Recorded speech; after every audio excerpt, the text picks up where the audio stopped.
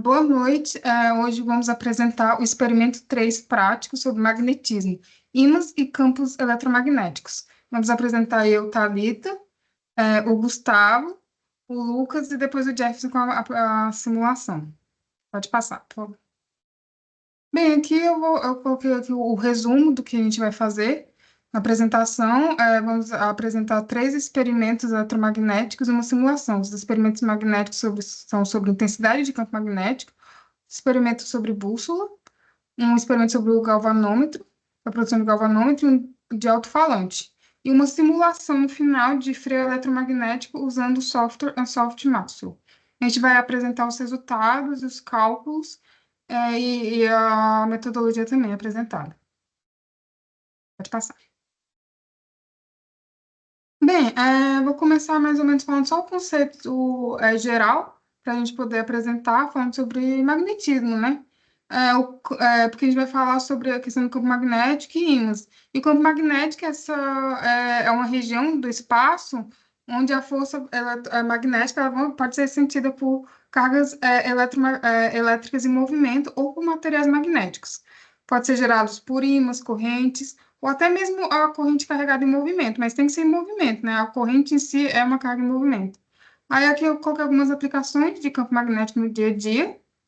O campo magnético da Terra, que é o que protege a Terra do vento solar, né? Então, assim, é por causa do campo magnético que foi responsável um dos motivos responsável pela vida terrestre. Ele também é usado em aplicações, em tecnologias antigas, como bússolas. Nós temos utilizado em ímãs de geladeiras, que usam geram campos magnéticos. E também motores também, que é a aplicação mais, assim, mais ampla do magnetismo. Pode passar. Bem, aqui vai correlacionar a parte eletromagnética, né, que foi inicialmente descoberta com Hans Christian Ørsted, em que ele conseguiu verificar essa correlação de magnetismo e eletricidade ao fazer a experiência da bússola, e passando uma corrente elétrica na bússola, e ele verificou que a agulha se movimentava. Então, ele consegue verificar essa correlação de campo magnético e elétrico. Como a gente pode ver, a onda eletromagnética, ela tem essa dualidade, em que eles vão numa direção única de propagação, mas eles são perpendiculares entre si. Aí nós temos a correlação da lei Biot-Savart, ele vai descrever o campo magnético gerado por corrente elétrica. E aí nós temos essa fórmula aqui, em que ele tem uma correlação em relação ao tamanho do fio da corrente elétrica DL, e ele vai ser proporcional à permeabilidade magnética do vácuo, e ele vai ter um decaimento em relação a R ao quadrado. E aí que essa lei Biot-Savart, ela vai fazer um cálculo infinitesimal, né? Mas aí você faz as aplicações e você consegue, por exemplo, ver essas fórmulas aqui do lado relacionando o campo magnético com a corrente elétrica. Nós temos algumas formas de fio retilíneo, espira circular, bobina e solenoide. Aí você pode ver que sempre sempre inversamente a distância de alguma forma ou de outra, e ele vai ser proporcional à permeabilidade magnética. Pode passar. Bem, eu vou falar agora, essa fórmula específica vai ser mais para meio correlacionado com aquela lá, mas ele vai ser relacionado ao campo magnético de um ímã, que ele vai ser ao longo do eixo axial. Com proporcional a isso aí. Então, ele vai ser proporcional ao, ao momento magnético do ímã, e ele vai ser inverso ao cubo da distância ao centro do ímã. A unidade magnética ele vai ser em Tesla, que é a força de 1 newton sobre a carga de um cubo movendo-se a 1 metro por segundo perpendicularmente ao campo. Então, pode passar. Bem, aqui a gente vai fazer a metodologia do experimento de correlacionar o campo magnético, a intensidade do campo magnético, com a distância. Aí foi utilizado um aplicativo de celular magnetometer que vai utilizar o ímã do celular para poder avaliar a intensidade do campo magnético. E aí você verifica que o aplicativo ele é medido em microtesla e a gente fez uma medição de centímetro a centímetro. Pode passar. Aí aqui é o vídeo mostrando a nossa metodologia, né? A gente anotava, avaliava os valores na distância em centímetros na régua, em relação à distância do celular, e verificava e anotava os valores de campo magnético em microtesla que tava no celular. Aí você pode verificar. Esse é o fim do vídeo. Enfim, pode passar, por favor. Aí aqui são os dados plotados do gráfico do campo magnético em relação à distância, o campo magnético em microtesla. Em relação à distância, ele tem esse decaimento que ele vai relacionar com a fórmula. E aí, você verifica que em todas as formas tem um decaimento em relação à distância, a forma como cada um decai em relação à distância difere do tipo de processo que está produzindo aquele campo magnético. Um espira, ele vai ser diferente de um ímã, ou de um fio condutor. E aí, esse aqui está bem correlacionado com a teoria do cálculo do campo magnético em relação à distância. Pode passar. Bem, agora eu vou falar sobre o experimento da bússola. A bússola basicamente vai baseada do ímã, vai utilizar o ímã, que é um material que vai ser capaz de produzir campo magnético. E ele funciona como uma bússola porque a Terra também possui esse campo magnético. E aí os polos eles vão se alinhar com os polos da Terra, né? Temos que verificar que o polo do ímã tem o norte e o sul. O norte do ímã ele vai se alinhar com o norte magnético da Terra e o polo sul do ímã ele se alinha com o polo sul da Terra, mas o polo sul magnético, por exemplo, ele vai ser o polo norte geográfico, que a gente conhece na geografia como polo norte. E o polo norte magnético é o polo sul geográfico. E aí a Terra age como um grande dipolo magnético, né? Com o polo sul magnético localizado próximo, não exatamente no ponto, porque você vê que o polo norte geográfico ele é bem cortado fora longitudinal, né? Tipo assim. E o polo sul ele vai contar em relação à inclinação da Terra, né? De 3 graus aproximadamente. Então, a bússola ela se alinha, por isso que ela tem essa grande aplicação de direcionamento, né? Pode passar. Bem, aqui a metodologia, você faz a imantação da agulha. Aqui a imantação ela é feita por contato, onde os pontos magnéticos eles se alinham só de você esfregar na agulha, mas você pode fazer imantação de materiais usando. Você pode imantar de forma por indução, em que você coloca um ímã ferromagnético com maior intensidade e você consegue alinhar o campo magnético de outros materiais. Você pode imantar com corrente elétrica também, mas aqui imantar agulhas por contato já é suficiente. Aí, a questão do campo magnético, quando você coloca a agulha imantada, ele vai se alinhar. Então, para utilizar a metodologia, a bússola, ela precisa permitir que a agulha imantada, né, ela tem um giro livre, né? Na bússola é necessário. Então, colocar a agulha na água para permitir que ela se movimente livremente, para ela se alinhar ao campo magnético da Terra, é o adequado. Então, a gente utiliza a água ali, a gente colocou umas espuminhas para ela poder boiar, e aí a gente conseguiu fazer com que ela se alinhasse com o campo magnético que estava. Não dá muito para ver, mas a gente usa o aplicativo de bússola também, e a gente verificou que a agulha imantada ela apontava para o norte magnético da Terra, assim, igualmente. Aqui, se você verificar, aqui dá para ver, na verdade. Aqui o norte é mais para essa direção aqui e a agulha também. Enfim, pode passar. Aqui é o resultado mesmo, na verdade. Ali era só a metodologia, mas ali é você conseguir verificar que ela de forma livre, ela aponta.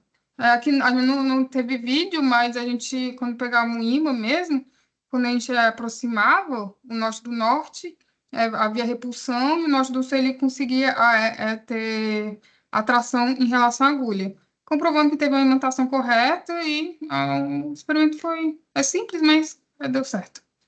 Enfim, pode passar. Bom, agora a gente vai passar para o experimento do galvanômetro. E primeiro vamos só revisar o que é um galvanômetro. Um galvanômetro, que nem está na foto aí, a gente tem um galvanômetro comercial, né? Ele é um instrumento que é utilizado para medir corrente elétrica, geralmente de baixa intensidade, mas a função dele é medir corrente elétrica. E ele funciona através de fenômenos eletromagnéticos, que vai fazer o ponteiro se movimentar por uma escala, né? E essa escala ela pode variar de acordo com o galvanômetro. Mas no nosso experimento a gente vai tentar reproduzir algo similar. E aqui na nossa metodologia, como eu demonstrei aqui, a gente vai usar de novo o magnetometer para medir o campo magnético, né? A gente começou pegando um fio de cobre e modelando ele em forma de espiras. Eu não lembro exatamente quantas espiras, eu acho que foram aproximadamente 15 espiras, que nem tá mostrando aqui na imagem. E a gente colou ela em cima de uma superfície, né, sólida. E pegamos as pontas do fio de cobre e ligamos numa fonte de corrente, né?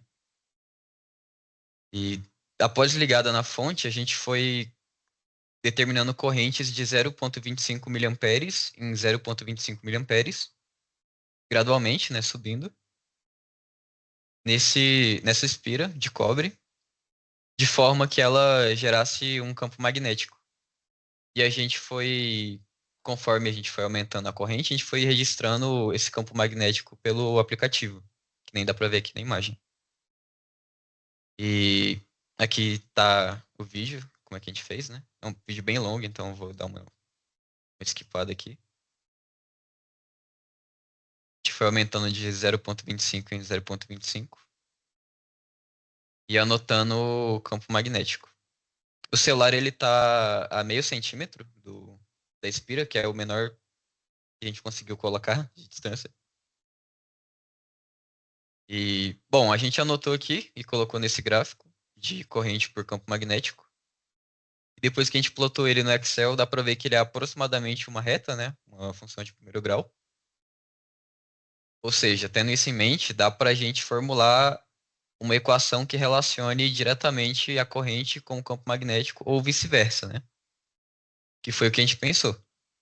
E a gente fez um processo similar ao da balança capacitiva, que a gente foi lá para o Python, no VS Code, né? A gente fez um código no Python, usando a biblioteca NumPy, que por meio de, principalmente interpolação, ele vai tentar prever a corrente elétrica com base no campo magnético. Então a gente vai colocar um input de um campo magnético específico, qualquer, e ele vai dar para a gente qual a corrente elétrica que vai estar gerando aquele campo. Aí aqui está o código, tá aqui os dados tanto da corrente quanto do campo magnético, em forma de lista, né? De matriz. E como exemplo, eu coloquei aqui um input de 500 microtesla, e ele deu como resultado 5.467 miliamperes. Mas, como prova real, eu depois resolvi colocar um dos valores que a gente tinha calculado experimentalmente, né, para ver se estava funcionando de verdade o código. Então, eu coloquei aqui o valor de 211 microtesla, que está bem aqui. Ele tem que dar para a gente como resultado 2.250 miliamperes, né? E aqui eu coloquei um print do resultado, né, do input. ele deu exatamente 2.250 miliamperes. Então, comprovando que funciona o código. E é um método não muito convencional que a gente optou por fazer, né? Mas é uma forma de galvanômetro. Ele calcula a corrente que a gente quer calcular. E esse foi o nosso experimento do galvanômetro. Boa noite a todos. Bom, vou estar explicando um pouquinho sobre o alto-falante, um dos experimentos práticos da matéria no momento. O alto-falante nada mais é que um dispositivo eletromecânico que converte sinais elétricos em ondas sonoras audíveis. Ele é a parte final de um sistema de áudio responsável por transformar a energia elétrica em movimento mecânico para gerar som. Pode passar.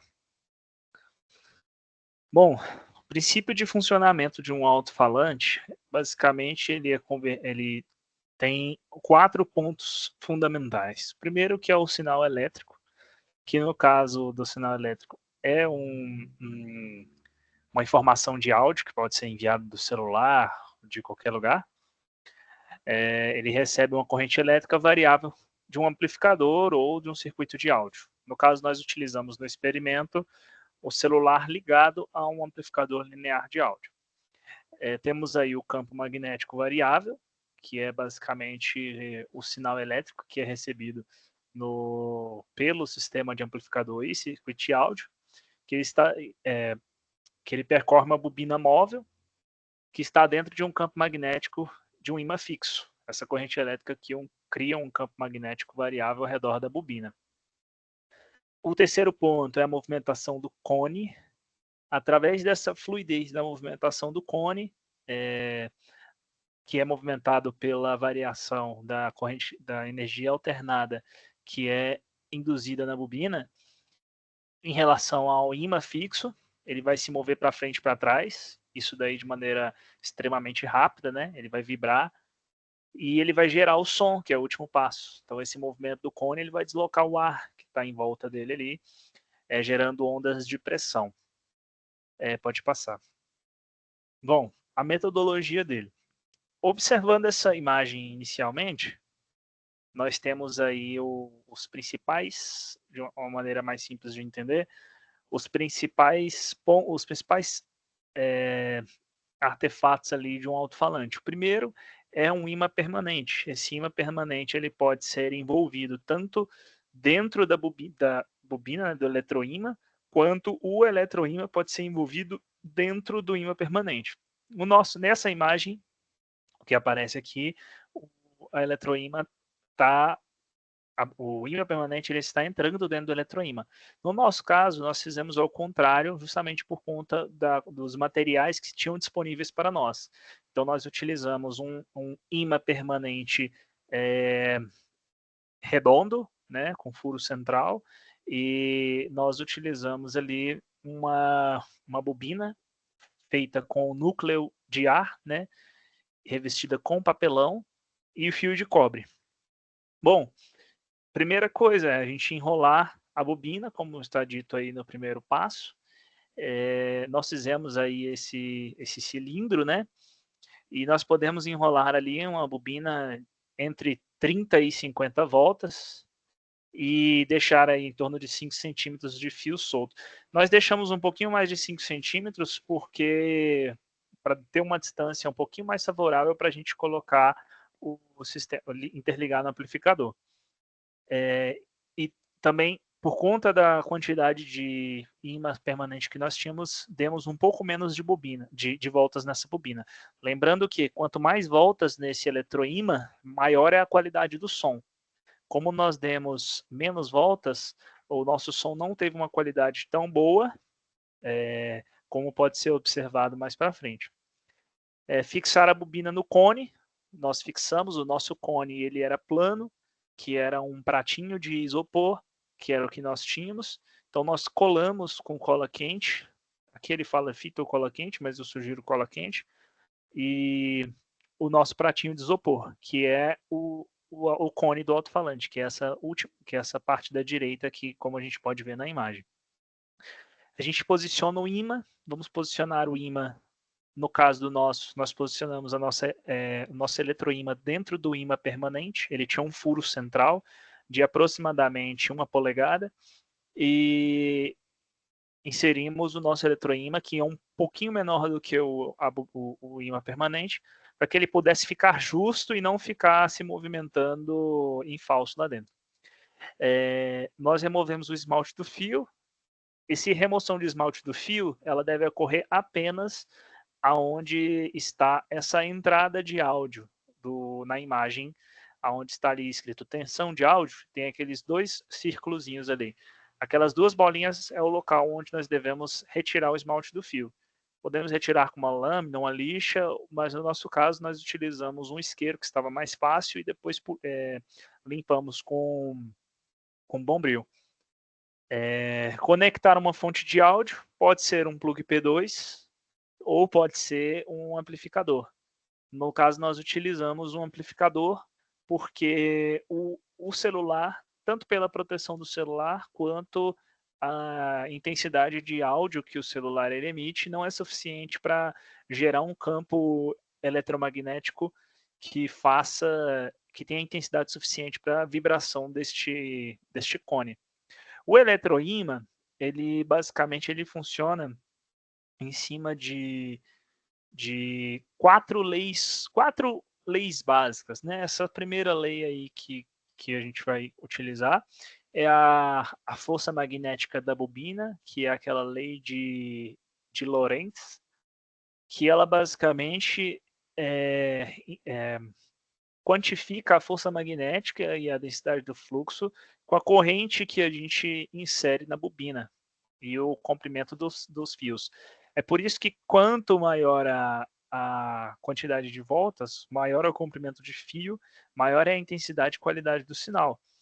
Nós temos também a lei de Faraday, que também vai influenciar no nosso alto-falante, né? Nós temos uma tensão induzida, que nada mais é que o áudio passando pelas espiras, o número das espiras, o fluxo magnético e a variação de fluxo magnético. E nós temos 2 coisas aqui que não são relacionadas ao eletromagnetismo propriamente dito, mas ele é relacionado à geração de som, né? Que nós temos ondas sonoras, são ondas mecânicas, não são ondas eletromagnéticas. Então, basicamente, nós temos ali uma equação de movimento harmônico, né? O princípio de movimento harmônico, que a gente correlaciona ali a massa do cone, como a massa do cone à direita, a aceleração que ele vai deslocar e o deslocamento, né? E nós temos basicamente também a outra parte da mecânica, que é a frequência do som induzido, que vai depender ali do período da onda e a frequência, é 1 sobre o período. Então, pode passar? No próximo slide nós podemos ver o funcionamento do alto-falante. Eu acho que não está saindo som no vídeo. Tá saindo. Tá saindo? Vocês podem observar. Inclusive dá para ver ele vibrando um pouquinho aqui. São essas vibrações que geram as ondas de pressão, né? Nesse alto-falante e gera o som. Como vocês podem observar, o som está distorcido. Ele está relativamente alto, né, por ser um artefato artesanal, só que ele está distorcido justamente por conta da quantidade de espiras que nós tivemos. Então, a solução, provavelmente, para melhorar a qualidade, provavelmente seria melhorar a quantidade de espiras e a qualidade do formato do cone também, que o nosso está plano. Pode passar.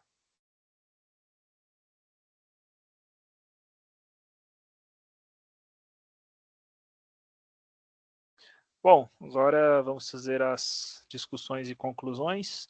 Alguém quer começar?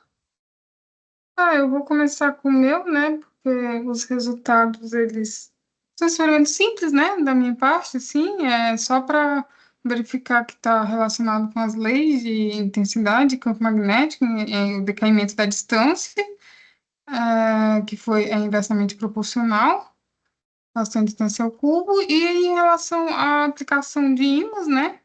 Que o resultado foi correto. E aí, falando sobre os tipos a imantação lá, foi uma imantação simples, assim, já é suficiente para imantar a agulha, assim, não... Eu achei que quando a gente fosse fazer o processo de imantação ia ser bem mais dificultosa, mas o alinhamento do... Bem que o ímã de neodímio é bastante forte, né? Mas, não sei, não tinha muita experiência nisso, mas foi bem rápido a imantação e ela ficou até um tempo, bastante tempo, né? Porque a gente montou no início e aí ela ficou na minha cabeça inicialmente, a gente teria que fazer a imantação toda hora, que desmagnetizaria mais rápido, mas ele fica um tempo razoável, né, o agulha imantada. É um experimento muito legal de ver, tipo, acontecendo na prática. Sim, aham. Sobre o galvanômetro não tem muito o que comentar também. A gente usou um método realmente bem não convencional, né? Muito, tipo, diferente do que os outros grupos geralmente fizeram. Mas ele surpreendentemente funcionou muito bem. E ele demonstrou, tipo, uma precisão muito boa mesmo. Sim, deu certo. Eu lembro do professor falando que, tipo assim, podia usar, que tem um aplicativo de campo magnético e poderia fazer um aplicativo de corrente elétrica, né? Se você Uhum. faz essa correlação, né? Aí você consegue medir corrente elétrica. Eu achei interessante, que bateu direitinho muito bem os resultados, eu vi lá, né? Bem interessante. Sim, é muito legal como ele faz, tipo, realmente uma reta. É diretamente proporcional a corrente elétrica com o campo magnético. Fica bem claro no gráfico. Bom, Oh, e em relação à parte do alto-falante, eu coloquei aqui, né, o alto-falante ele demonstra a conversão de energia elétrica em som, é basicamente um conversor eletromagnético em mecânica, né, em uma energia mecânica. O curioso é que o mesmo princípio ele pode ser utilizado em outras coisas, como por exemplo o motor, que obviamente ele não tem o funcionamento exatamente igual do alto-falante, mas os princípios de funcionamento eletromagnético são os mesmos que o motor elétrico. Então, mesmo que o motor elétrico de um carro funciona, é muito parecido com os princípios de um alto-falante. E outra coisa também é que, inclusive, eu já estava falando antes, que vale ressaltar que para a construção de um alto-falante com qualidade melhor, as variações dos materiais eles vão afetar bastante, né? Então, utilizar materiais com a qualidade melhor, nós utilizamos um prato simples de isopor, isso vai afetar muito a qualidade, a distorção e a qualidade da bobina, né? Então é isso, é um experimento muito interessante que permite a gente visualizar não só ali o alto-falante em si, mas um princípio que é aplicado em dezenas de outras coisas na indústria, né? Sim. Aí, feito isso, agora a gente vai passar para a parte de simulação, que quem vai fazer é o Jefferson. É uma simulação de um freio eletromagnético. Bom, Aí então, agora, eu me chamo Jefferson, eu fiquei com a parte da simulação do freio eletromagnético. Então, eu vou usar aqui o software Transoftware Maxwell e vou dar início aqui à nossa simulação. Primeiramente, eu vou criar um seu 3D e vou iniciar a construção do meu freio. Para isso, eu vou construir primeiramente a minha base. Vou chamar ela de núcleo.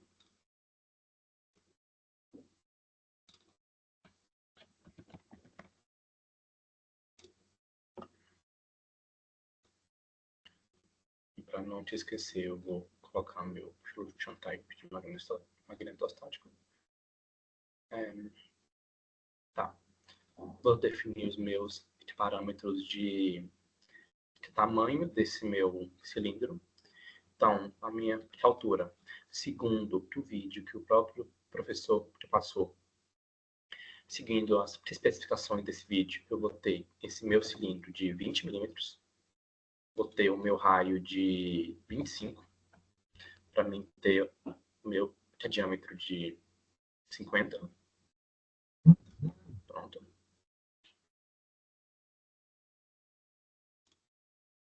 Pronto. Agora, por dentro, eu vou criar a minha bobina. Então, eu vou criar novamente um cilindro aqui no centro, no topo, e vou definir os parâmetros dela. Primeiro, vou trocar de nome para não confundir. Bobina.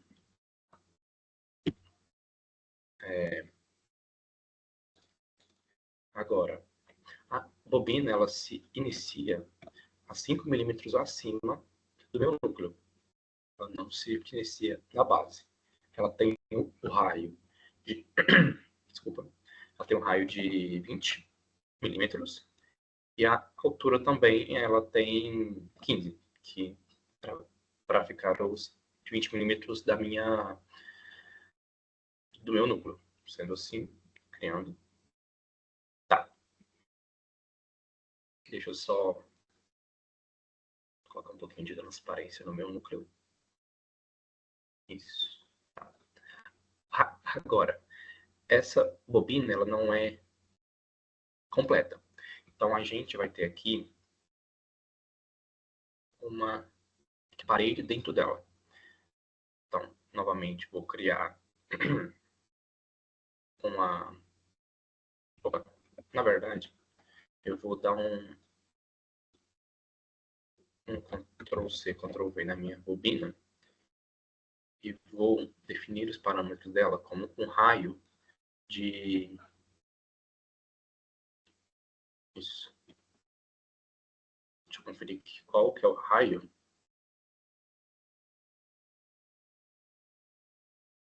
Então, vai ser de 30, então vai ser de 15. Isso, né? Altura 15.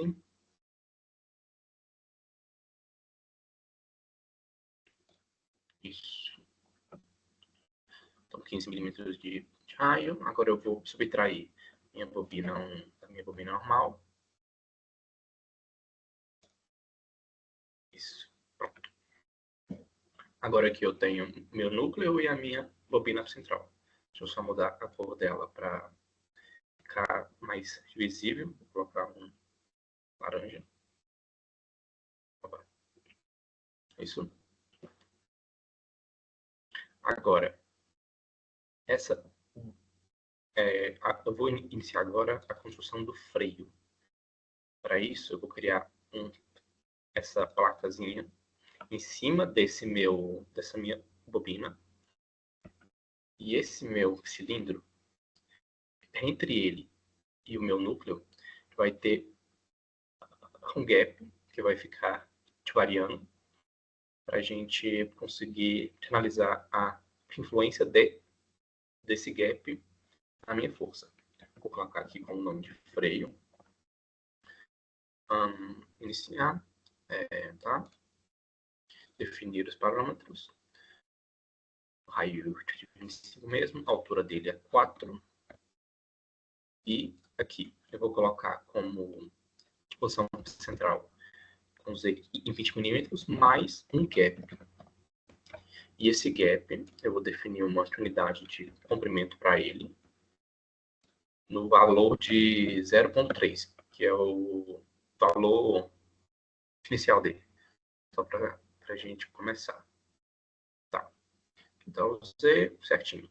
Aqui, se a gente te aproximar, dá para ver esse pequeno gapzinho que eu já coloquei. E, ok. Agora, a gente vai fazer o nosso furo, um dos nossos furos, né? Passante entre todos esses componentes. Tá.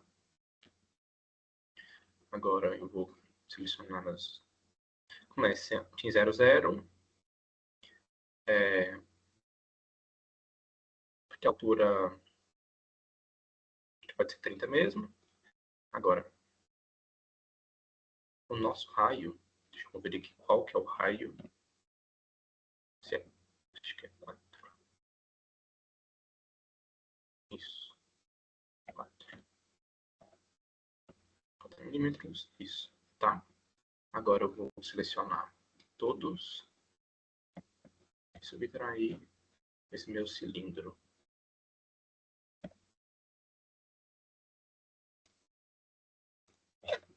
Pronto. Isso. Tá bastante. Agora que eu fiz esse furo central, eu vou fazer os meus outros 4 furos, que estão nas 4 direções aqui. Então, para isso, novamente, eu vou iniciar construindo um cilindro pequeno.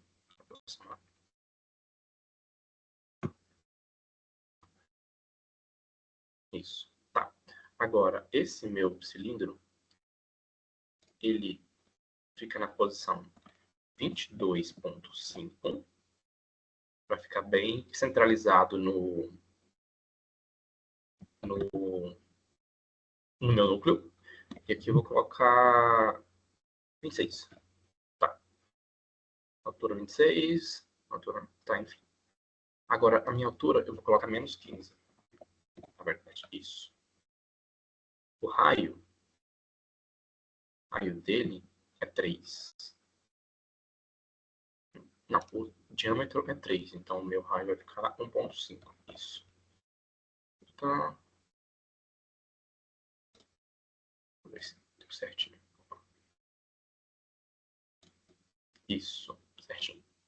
Agora, eu vou multiplicar esse cilindro, então você conseguiu ver, porque eu quero também ele na outra direção. Então, ele aqui, eu vou querer esse aqui no menos 22. Ele fica na direção oposta, isso. Agora, novamente, eu vou dar para facilitar, então, você conseguiu ver. E vou criar esse daqui, sendo 22.5, vírgula 26, vírgula 0, vírgula 26. Menos 15, tá certinho. Isso. Desse lado de cá. Eu crio ele do outro lado. Sendo aqui negativo. Tá. Agora que eu tenho esses 4 cilindros, eu vou subtrair eles do meu núcleo e do meu freio. Então eu vou selecionar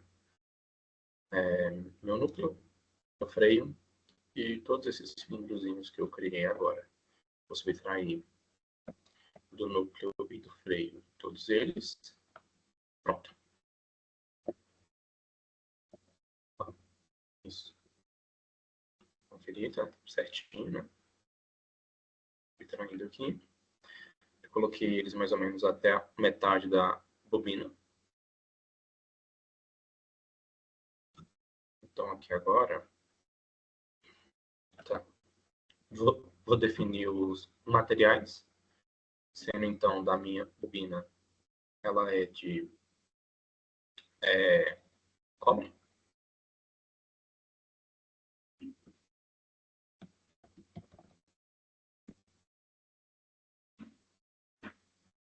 O meu núcleo e o meu freio vou colocar de metal, então vou colocar algum ferro normal mesmo.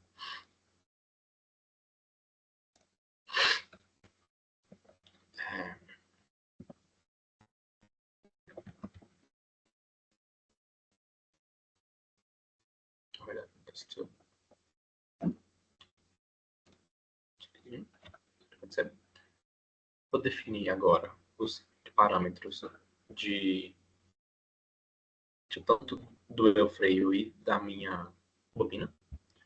A minha bobina, eu vou colocar ela. Cadê? Tá. A minha bobina. Isso. A bobina. Vou em editar. Surface Section. Vou dividir ela em duas. Pronto. Agora tem essas duas seções. Eu vou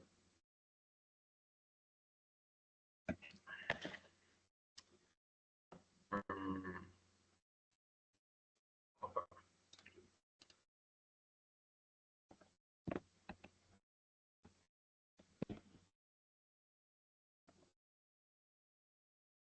Invertir.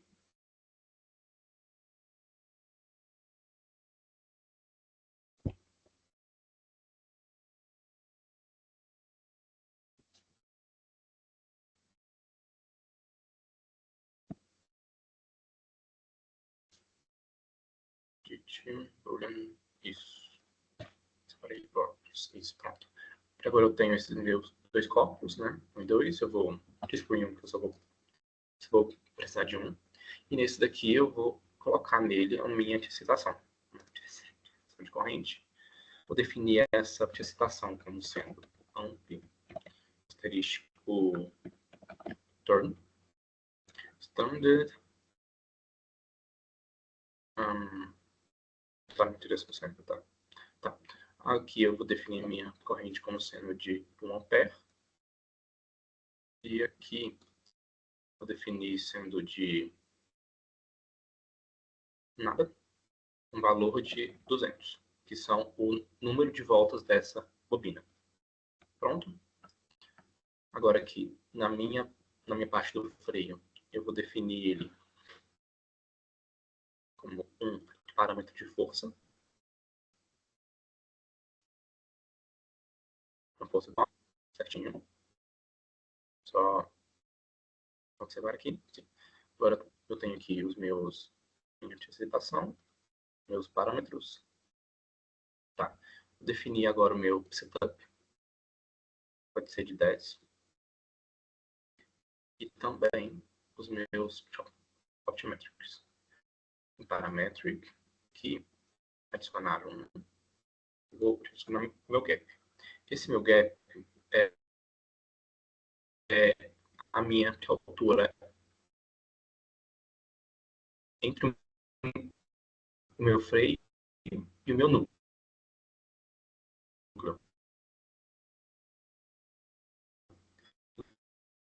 Então, como eu quero que ele linear, aqui dá pra gente ver certinho, minhas opções, na área.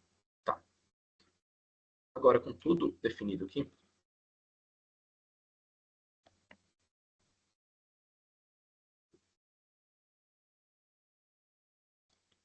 tá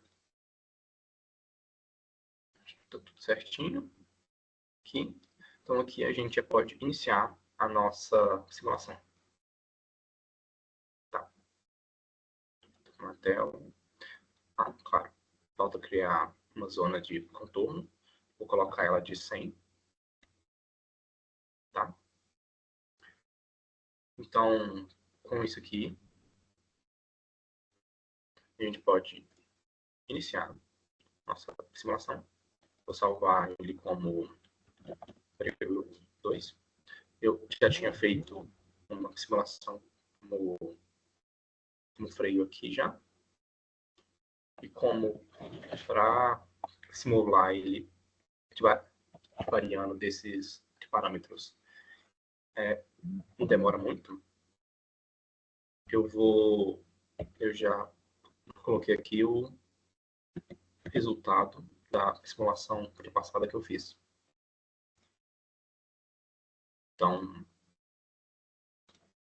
aqui eu tenho a minha relação entre a força e esse vão entre meu freio e o meu núcleo. Sendo isso, então, quanto mais próximo esse meu freio da minha bobina, maior é a minha força. E quanto mais ele se afasta, mais essa força de frenagem diminui. E dá para a gente notar que não é uma diminuição linear. Então, a variação da distância afeta muito nessa minha força. E é isso. Sobre a parte de simulação do meu freio eletromagnético, usando o software